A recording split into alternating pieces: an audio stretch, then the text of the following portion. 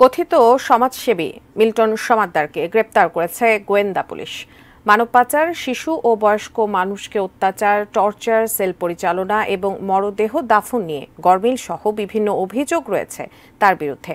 এসব অভিযোগ খতিয়ে দেখতে রিমান্ডে এনে জিজ্ঞাসাবাদ করা হবে মিল্টন সমাদ্দারকে, জানিয়েছেন ডিবি প্রধান হারুনুর রশিদ। অবশেষে গ্রেপ্তার হলেন বিতর্কিত সমাজসেবী মিল্টন সমাদ্দার। বুধবার রাজধানীর মিরপুর থেকে তাকে গ্রেপ্তার করে গোয়েন্দা পুলিশের একটি দল। রাতেই মিন্টো রোডের ডিবি কার্যালয়ে নিয়ে আসা হয় তাকে। নিজের পিতার গায়ে হাত তোলার অভিযোগে বরিশালের উজিরপুরের মিল্টন সমাদ্দারকে এলাকা ছাড়া করেছিলেন স্থানীয়রা। ঢাকায় এসে শাহবাগের একটি ফার্মেসিতে চাকরি নিলেও ওষুধ চুরির অভিযোগে সেখান থেকে চাকরি যায় তার।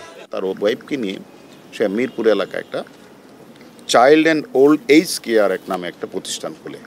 Child and old age care নামে একটি আশ্রয় কেন্দ্রের প্রতিষ্ঠাতা মিল্টন সমাদ্দারের বিরুদ্ধে মানব সেবার নামে বিভিন্ন অভিযোগ রয়েছে।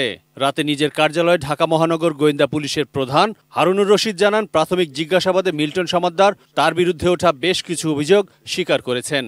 তাকে জিজ্ঞাসাবাদ করব যে লাশগুলি রাতে কেন উনি দাফন করতেন।